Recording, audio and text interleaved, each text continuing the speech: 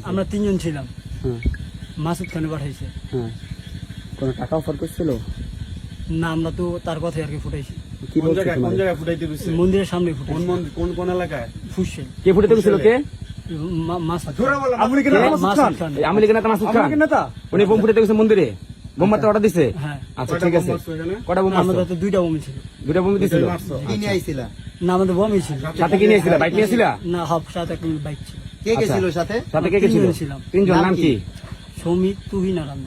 ওকে। আচ্ছা, তোমাদের কোনো টাকার অফার শ্রমিকের করে বাবার না? নাম কি? শ্রমিকের তাহলে বাবার নাম কি কি? কি বইলা নিছে? কি বইলা নিছে তোমাদের? তোমাদের কি বইলা ওখানে নিছে? কি বইলা দিছে এটা বলো। আমাদের বোম ফুটাইতে বলছে আর কি, ফুটাইছি। কইছে এটা বন্ধ করে দাও। টাকা পয়সা দিচ্ছে টাকা কোনো? পয়সা দিছে কোনো?